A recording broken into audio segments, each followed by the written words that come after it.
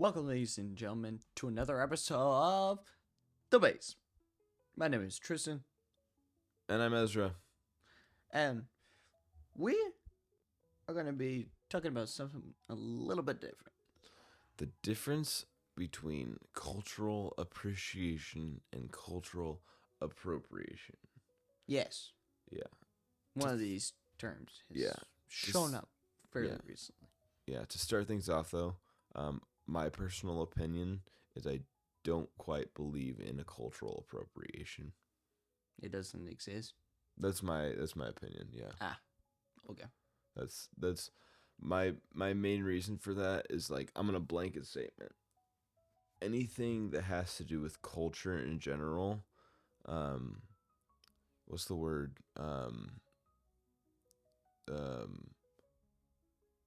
What's the word for doing something in copying someone? What's the word for that? Imitation is the best flattery. Ah, there you go. Imitation is the highest form of flattery. Let that sink in. Currently letting it do that. Yeah. Yeah, right. So if imitation is the highest form of flattery, then you go, and this is the most common one that people say is cultural appropriation. Let's say for me, I am a Caucasian white male, obviously. If I go put on a poncho and a sombrero el charro or el de charro or something like that, de charro, sombrero de charro, I think it's that what it is. If I go do that and put on a mustache, a big mustache, most people would say that's cultural appropriation because it's wrong and it's out of context. But if you really think about it, I'm just wearing something that I think is cool, and I'm appreciating the way that the Mexicans like to do their kind of fiesta kind of things. And this is all basically a response in the extreme to racism. As, like, the pendulum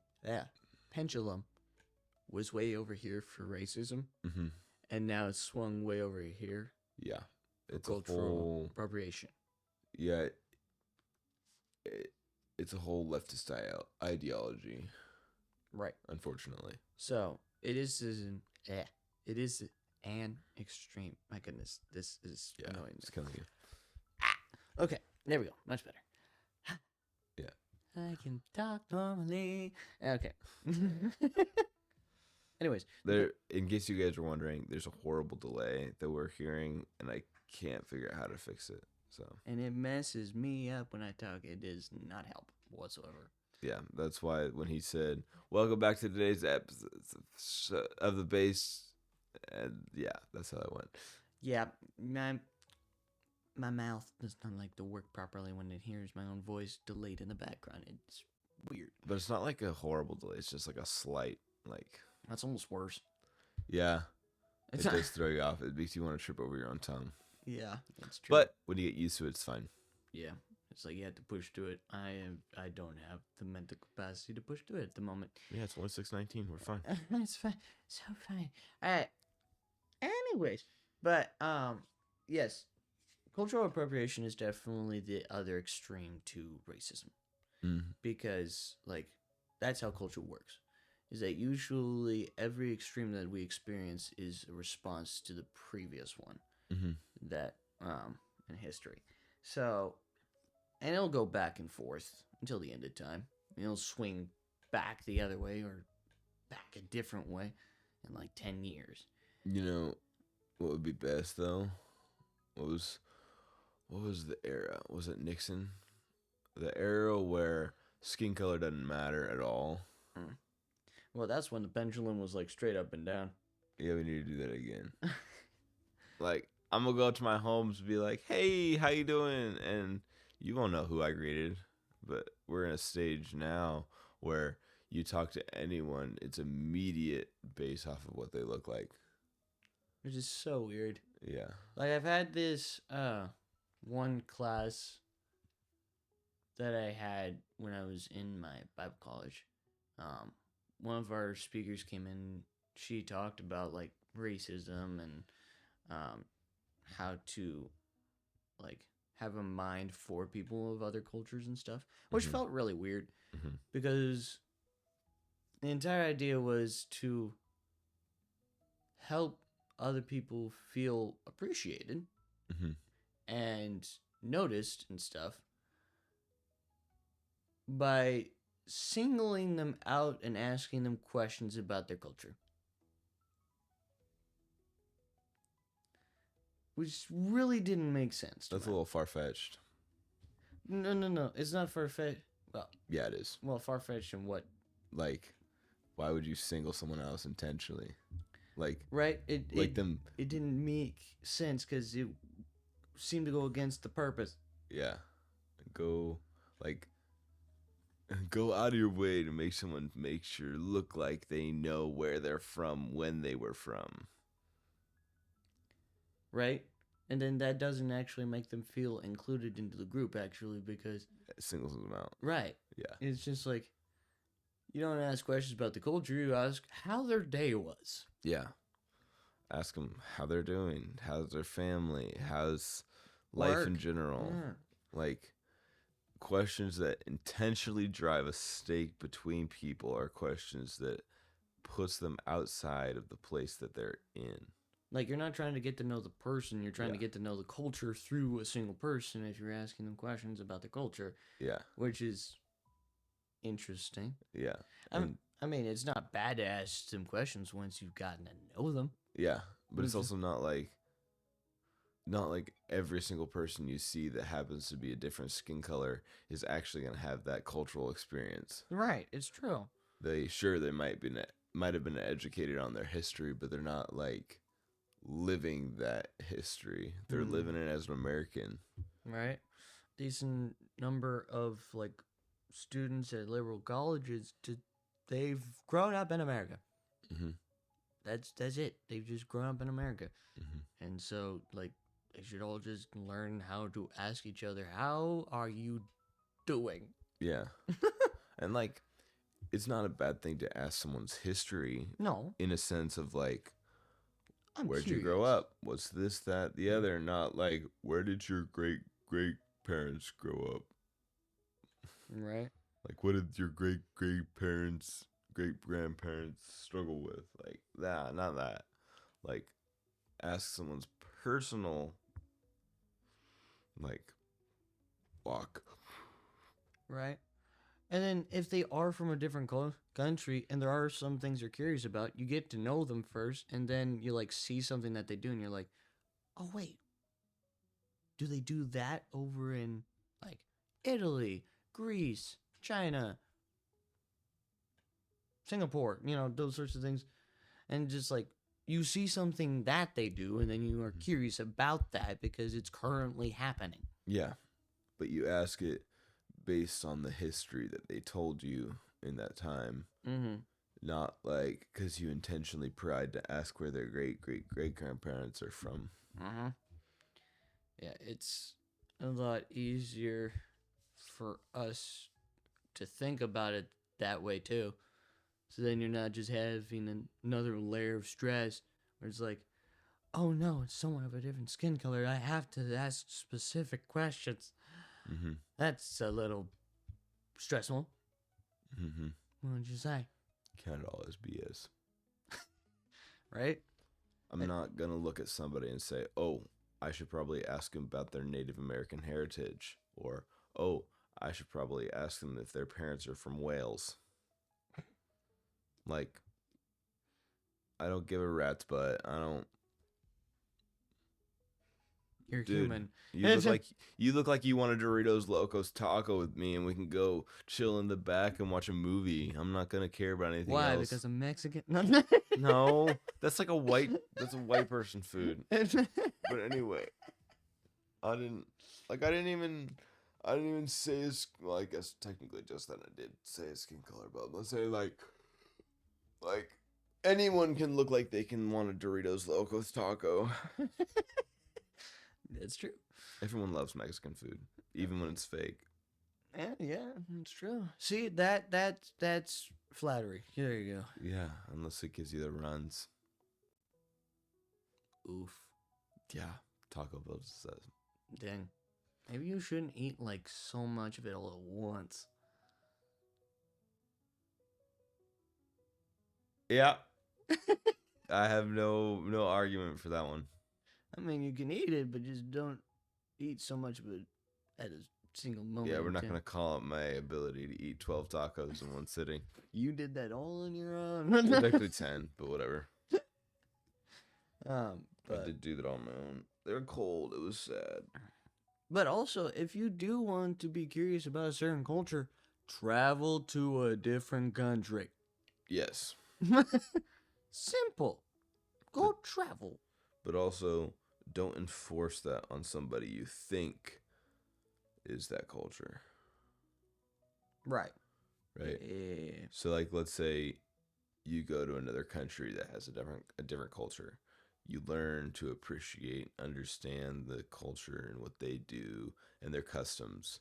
Sure, adapt what you want for yourself, but don't try to enforce that on the people you think are from there, because they might have left it or might not acknowledge it as much, because they came to America for a better life, a new life, something different, change. Yes, because again, they changed which culture they decided to live in, and so it's like, don't force anybody to live in a different culture when you're living in the culture of America. It's a boiling pot of cultures. Melting pot. Either way, same difference.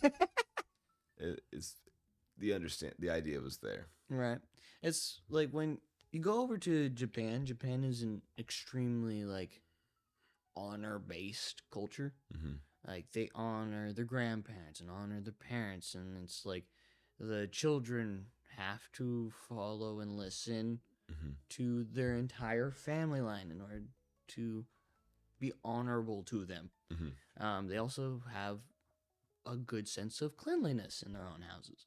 Like they will have multiple different pairs of shoes inside the house in order to make sure that they don't track dirt anywhere. Wabakin. Huh? Wabakin. I don't know what that is. Wabakin. That's from Fast and Furious Tokyo Drift. Where he goes into the classroom and the teacher points at his shoes and says, Wabakin! And he's wearing the wrong shoes. And so he has to go out and switch into these classroom slippers. Right? So yeah, they have a good sense of cleanliness. They like to make sure that their house and living space, where they exist for most of the time, is nice and clean and taken care of. And they have that good mindset. And when you come over to America, that sense of honor is not that high of a priority. It's not a priority at all. We're very individualistic as a society. Yeah. Which I think we should bring in the shame and honor system. We'd make people shame and honor system. Shame on your cow. Dishonor on you, dishonor on your cow, dishonor on your family. Oh gosh. But it's like it is cool to learn about other cultures, and it is good to learn about other cultures because they do have certain things that are better in their culture than other ones, and then of course they have some things that are worse in their own culture than other ones. Yeah. Like the honor system can be taken to an extreme sometimes, because like sometimes the children of the parents are wanting to do something that is actually good for society, but it's just not what the parents want them to do. Yeah. And so it can be taken to that extreme, and they're kind of forced into a certain lifestyle that they didn't want to be in the first place. So that's kind of an extreme of that honor culture. So there's pros and cons to each culture. But here's something that is like interesting for me, because I do this, is that You said do. I like to do accents. If you haven't noticed. You're Yes, we like to do accents. It's great. Right? I like accents. Yes. Australia. Yeah. Anyways, so the reason I do accents is because I think they sound cool. Yes, that's reason for anyone to do accents. Exactly. It's a like it's a form of respect in my case. There are certain places in America, if you do their accent right where they are at, they will kill you. New York is one of those. They do not like you using a New York accent in the middle of New York. Yes, they're overly offended. Um, Hey, I'm walking here. Yeah. but like I do accents because I believe like that culture is cool. They sound really cool. Like imitation is the highest form of flattery. right? I love accents of Nigerians. Like they have such a cool accent. You got one? No, I do not. Come on, brother. Let's get this party going. I don't know if that's necessarily Nigerian. It's probably not.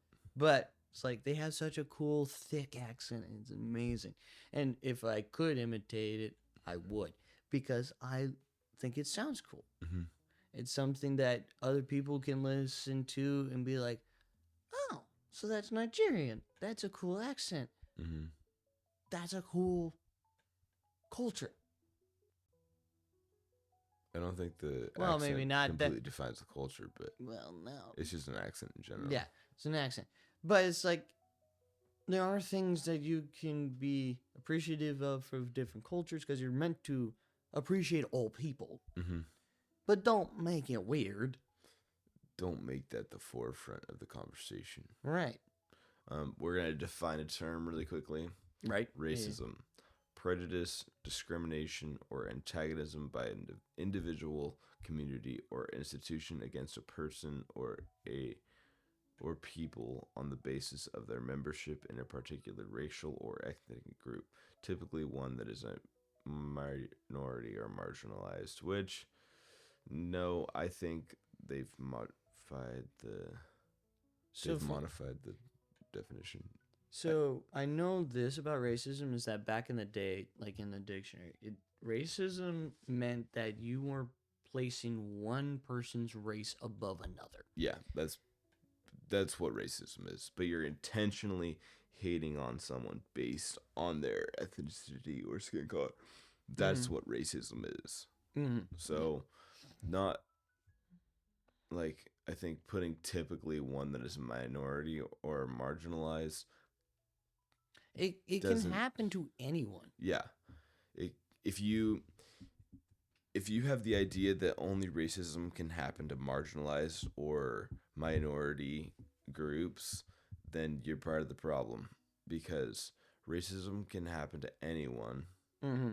It's when you either are intentionally putting yourself so low that you're like, oh, everyone hates me, blah, blah, blah. You're reversing racism. Yes.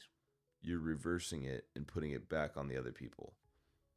Like, that's the whole CRT, hate the white man thing. Mm.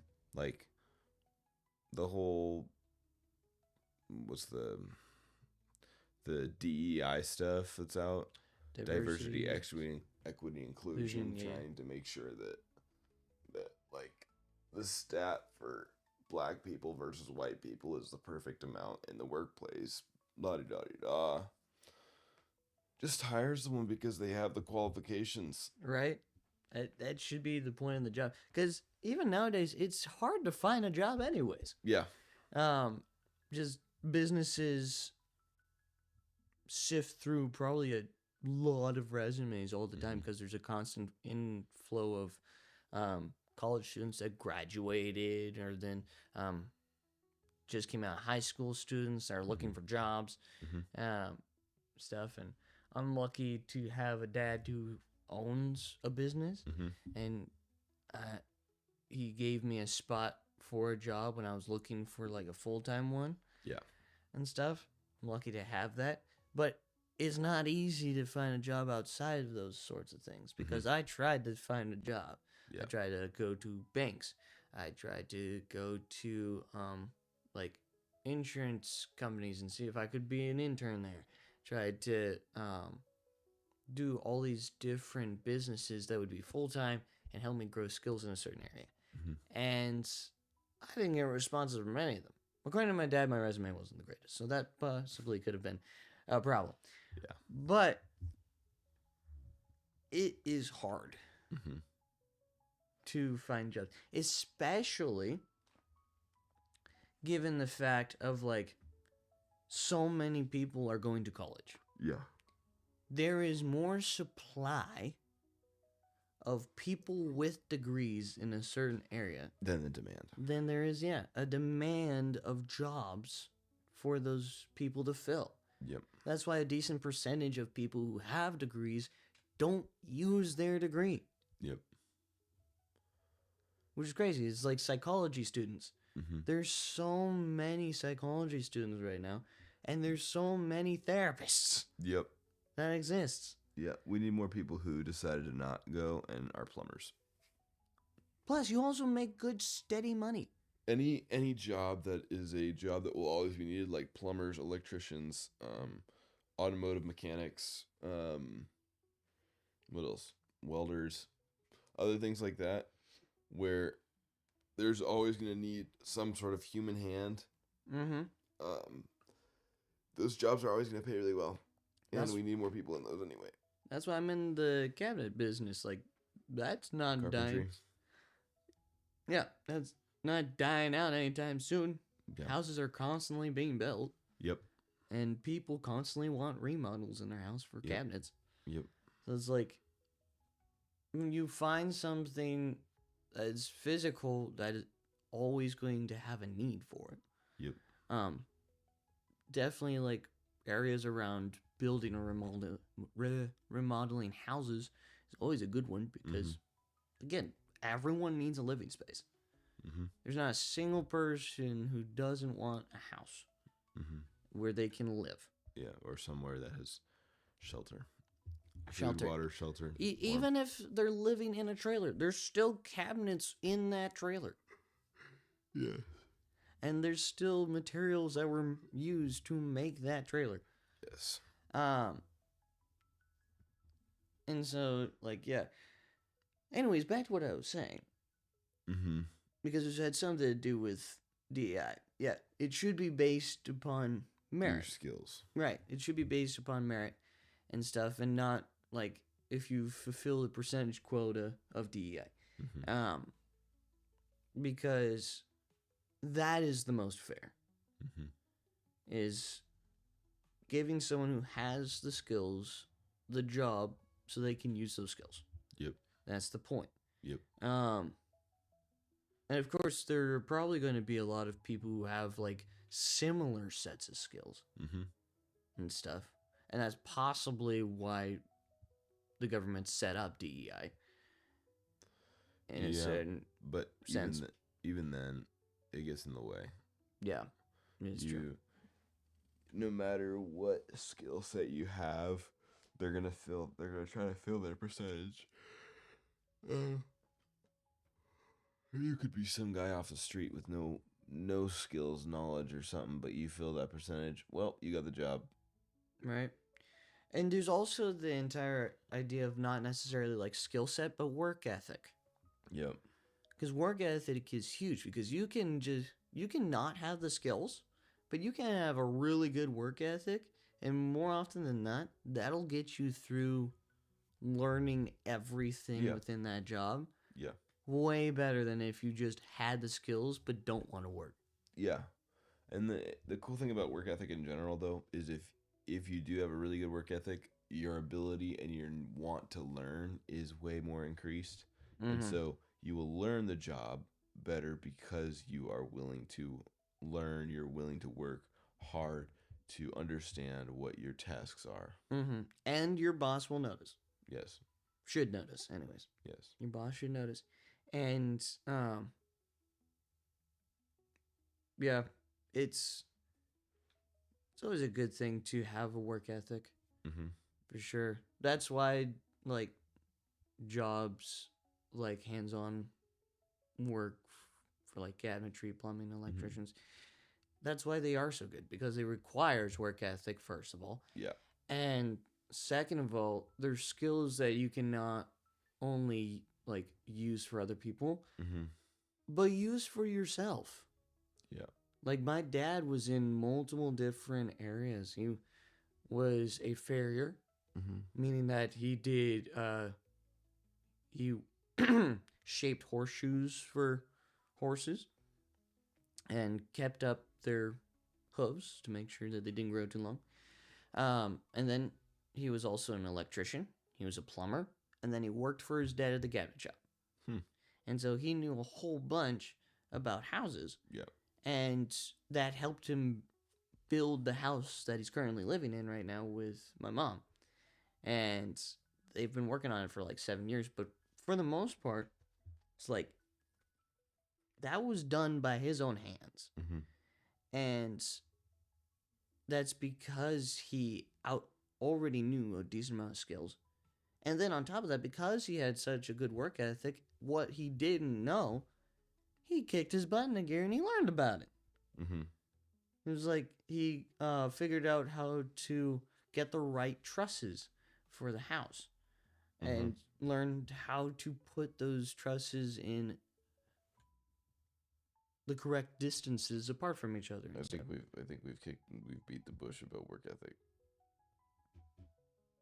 I'm still going. No, we've definitely beat the bush about work ethic. Yes, it's a good idea to have work ethic. It does establish a good path for you. Basing, because what this conversation's about, right, is we're talking about how cultural appropriation, or the idea of it, is anything that you do, if you do it some sort of something to take on someone else's culture, is wrong. That's the idea, I'm pretty sure of. Let me look at my notes again. It's so how they describe it is like it's all about the context. And also it's all based upon the opinion of the other person of a culture, whether or not they have lived in that culture. Yeah. Okay, but so the intent, self-serving, often trendiness, profit, novelty without deeper understanding, which I don't know. I don't like that. Like, cause like I said in the very beginning, imitation is the highest form of flattery. You don't need to know someone's full-on history to put on a poncho and put on a sombrero and say, "Hey, I'm gonna be your buddy now." Like, go hang with the Mexicans. We'll put like, that's not. There's nothing wrong with that. Right, and I think what people often focus on in order to argue against you is the idea of like, but we need to be respectful. Then read the Bible. Yeah. It tells you how to be respectful. Be kind, be gentle to each other. And speak things that are meant to build each other up. Like, it gives you guidelines. Yep. On how to be respectful to anyone. Yeah, and 9 times out of 10, if you go to an authentic Mexican wearing a poncho and a sombrero, they'll think you're cool. Right? Like, because they're like, oh, you appreciate what we like. I appreciate you too. They don't think of it as you being self-serving or doing it for the trendiness. Like, they really don't care. They're like, oh, they like what we like. Let's go shake some maracas and be friends. Like, that's... like, yeah, that was slightly off, but, like, is at the same time, it's not. Oh my gosh, it's funny. But, yeah, it's... I'm so going to get canceled for this, but I don't really care that much. Yeah, I mean, what did we expect? I've already been canceled, so right. it's fine. What do we expect from doing this episode in general? Yeah, just... bringing up the entire idea of racism all the time and cultural appropriation does not do the job that people think it does.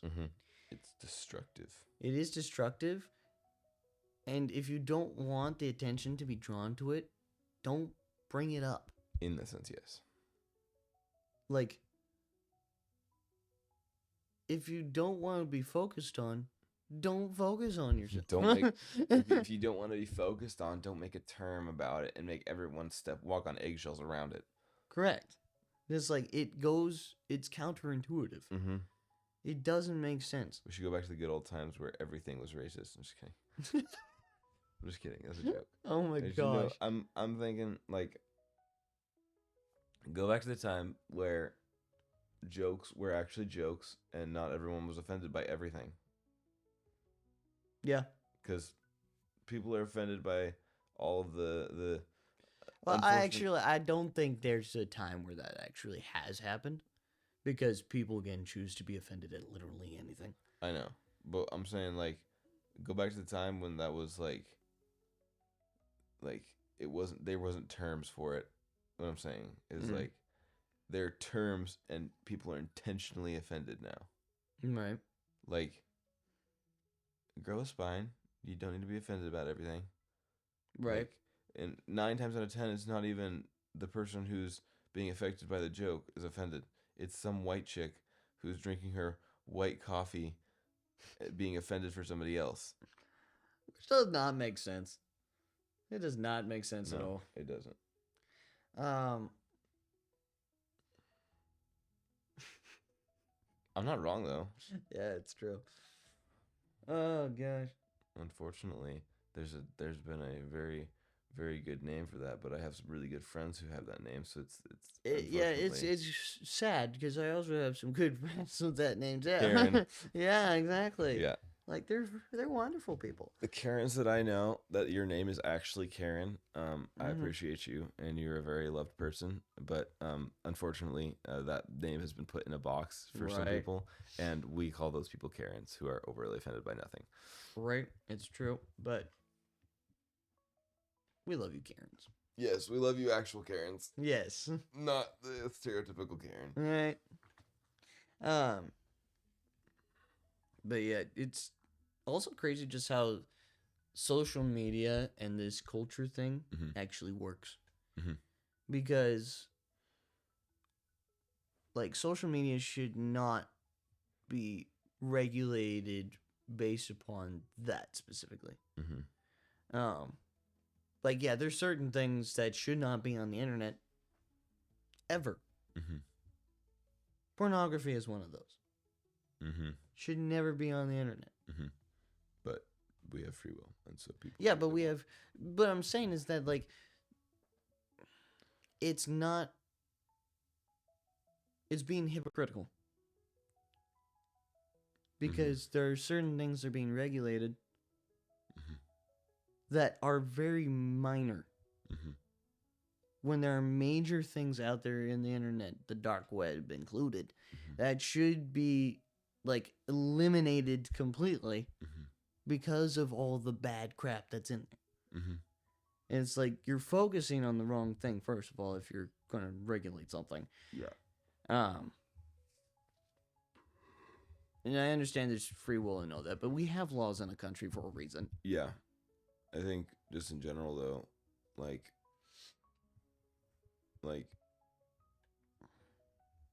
in general, the eradication or the censorship or other things like that, it doesn't help the problem. Typically, the problem is helped by ignoring it. I wouldn't say ignoring it. Okay, not ignoring it, but like not trying to draw it to the surface. Because they're like, you're just like, this is the problem, this is the problem, this is the problem. Look at this problem, look at this problem. We should observe it. We should show it to everyone. We should say, this is the problem, this is the problem, and show it to everybody. Right. Right. What I'm saying is, it's a problem. You just walk in opposite spirit of it. Like, ignore it. Like, go up to your friend, shake their hand, look them in the eye, and say, hi, how are you? Right. Anyone, everyone. Yeah. Doesn't have to be thought through 5 minutes beforehand. Yeah, like, there's nothing wrong with me going up to my friend and shake his hand and say, hey, how you doing? And, like, you can assume how this conversation is going with anyone and everyone. And I'm intentionally dropping out the thing that everybody wants to promote is asking what their skin color is. Right. Right? So here's the thing. I don't have black friends. I have friends. Yes. I don't have Mexican friends. I have friends. I have Mexican friends. but because I try my hardest to become Mexican, but I can't. But whatever. That's beside the point. But it's like you have friends. You have friends. We're all American. You come to America, We're you're all American. people. Yeah, we're all people. Right. Yeah. It's just like, stop making it overly complicated. It's really not that complicated. Yep. It's like, oh my gosh. Yep. But here's an example of like how things worked back in the day. King Solomon. He was the wisest guy in the Bible, according to the Bible. He had so much wisdom from God because God asked him in a dream, "What do you want?" And Solomon was like, "Wisdom." And God's like, "Good job. You asked for something that matters." Cut a baby in half. That was a test to see who the real mother was. He didn't actually cut the baby in half. Yeah, but dude's smart. Yeah, he was really smart. And so because of this wisdom and stuff, God said he would receive all the other things that he didn't ask for, that he could have. Yeah. And he did. He ended up having a lot of wealth and a lot of power. And so because of that, people from other kingdoms came to see his kingdom and to understand his wisdom. Yeah. And one of these was the Queen of Sheba. She traveled miles and miles and miles to meet Solomon. And she brought gifts. Like, she traveled a long way. Regalos grande. And Queen of Sheba came from Africa. And Israel is Middle East. And so there were different cultures, obviously. But it was like the kingdoms were all coming to Israel to see their prosperity and see how it all worked and understand the wisdom behind Solomon. And like they all came and connected together. And like Solomon did not under any circumstances keep the Queen of Sheba out of Israel because she came from Africa. Like, he welcomed her in, showed her everything, and displayed his wisdom in front of her. And she was like, "You have something." And I'm pretty sure God was talked about a lot by Solomon. Yeah. And so, like, we live lives that show God to all people in wisdom and in love. And like we set the example in that, and then other people can see God in it.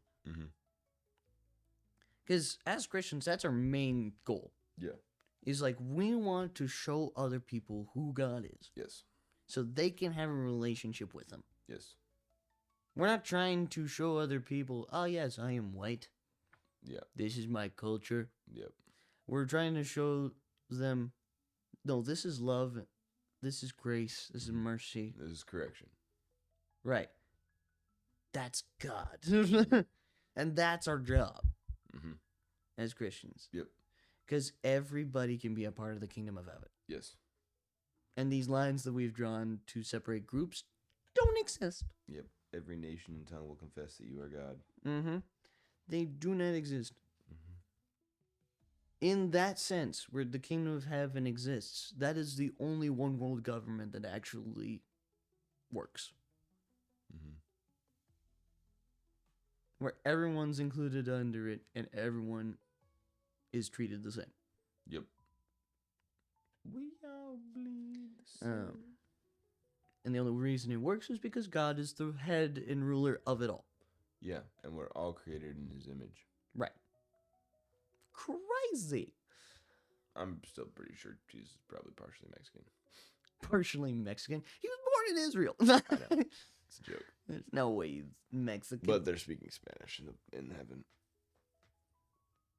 I'm pretty sure people of all languages can. I'm pretty sure that heaven's language is Spanish. I think heaven has its own language. Heaven's language is Spanish. Angels speak in different languages. Jesus speaks Spanish. Possibly he's God. He can speak in any language. Yes, he can. Well, I think that was a very good talk over. I think we ended it on a good note there too. On a good note, yeah. So, yeah. You get to pray this time. I do get to pray this time. It's amazing. Lord God, we thank you for this wonderful time that we get to talk about things, even tough topics, God. And I pray that our focus at the end of the day is on you. It's not about complicated or minor details all the time, but it's on you. We remember the simple gospel, remember the cross, God. I pray that that's not forgotten. And I pray that we all show your love and your truth to people around the world in every corner. And we live lives that are examples of you. And I thank you for all that you have done for us and all that you will do. And I pray that everyone who's watching this will have peace and prosperity in their lives, God. In Jesus' name we pray. Amen. Amen. And we would like to remember that you are part of this conversation. Yes, because we're all constantly learning. We'll catch you next week. On the basement.